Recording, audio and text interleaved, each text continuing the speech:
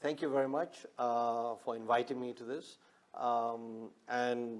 Monetary policy is something that I have worked on and dealt with for the last 30, 40 years. Indeed, the first book that I was involved in was called The Transmission of Inflation to Developing Economies, something that is referred to by Charan Singh in his book. So this is a subject matter that is of dear interest to me. Now, there are two aspects about monetary policy that I will talk about. The first aspect being the efficacy of monetary policy, and related to that, what are the determinants? How does money or knowledge about money supply, etc., monetary policy affect important variable, or the most important variable, which is inflation? There's also, of course, the belief that monetary policy affects growth, but that's not so controversial. What is controversial is, does monetary policy actually affect inflation? Now, you know, in India, we just brought in the inflation targeting in 2016, October. And there is a hypothesis, and perhaps one can get into it later, that we brought in inflation targeting after the horse had left the stable. In other words, when we no longer needed inflation targeting, we brought in inflation targeting. Indeed, the first country to bring in inflation targeting was New Zealand back in 1986, I believe. And New Zealand, just a few months ago, gave up on the entire idea of inflation targeting. So while we are starting on it, on inflation, there are two variables that are often attributed to inflation. One is money supply growth, and the other is fiscal deficits. Again, two subjects or two relationships that I examined quite thoroughly in Charan Singh's book. And let's look at the evidence on that. And I sort of have an open challenge to anybody to show me for any country, okay, over any reasonable period of time, whether the fiscal deficit is associated with inflation. So if you have knowledge of the fiscal deficit of an economy, and here, we constantly, our RBI constantly talks about fiscal deficits and so on and so forth. The rest of the world has gotten a bit soft on relating fiscal deficits to inflation, precisely because they have failed to find any relationship between them. But the IMF clearly makes it a case of mentioning that fiscal deficits are going up, and therefore you have. And empirical tests have been done on this, and really it's very difficult to find any relationship whatsoever. One of the interesting, back in, 6 months ago, 8 months ago, the RBI published an article where they said that because of loan waivers, fiscal deficit will increase.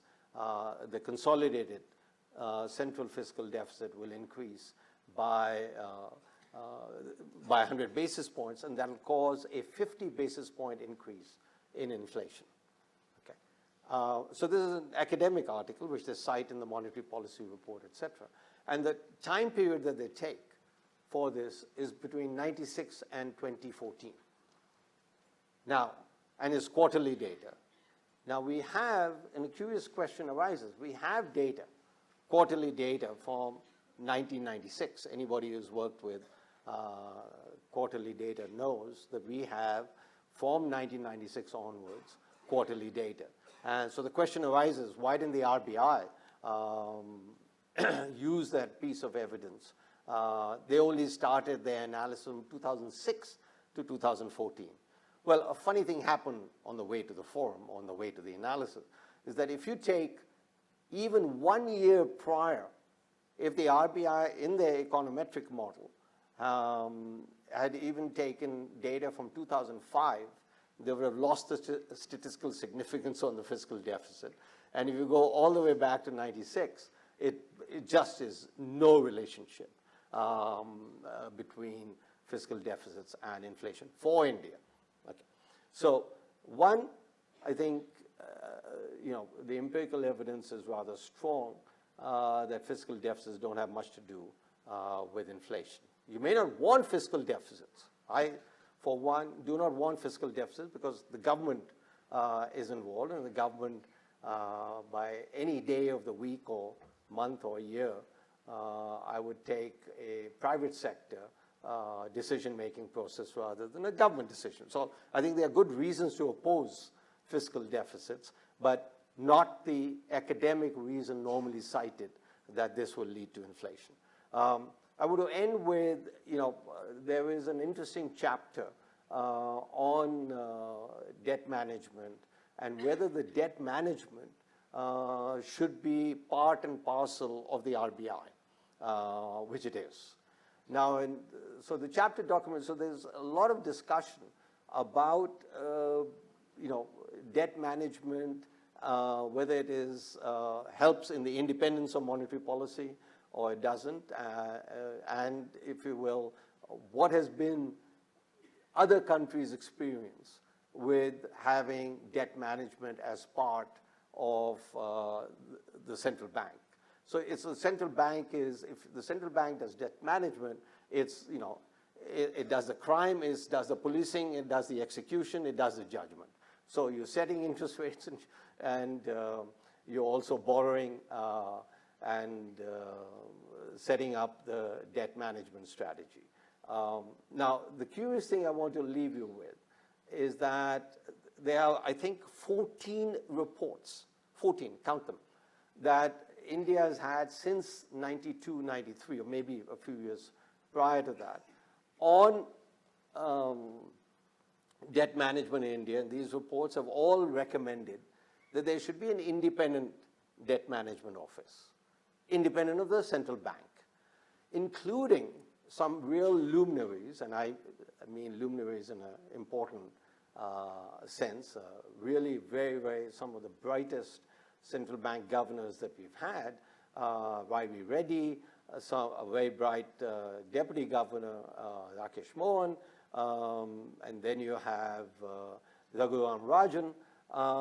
And the curious thing is that they all opposed, or they all proposed, that debt management should be housed outside of the central bank. And the funny thing is, once they became central bank officials, they all proposed that, no, that's a terrible idea. It should be housed within the RBI.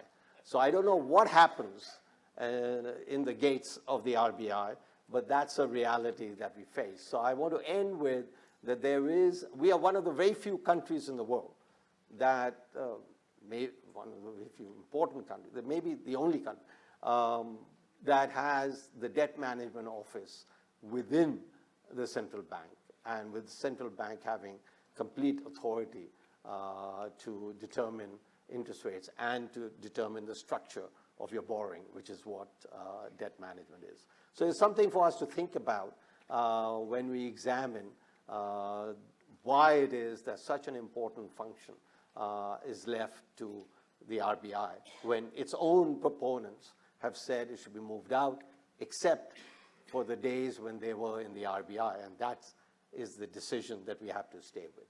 I'll stop there. Thank you very much.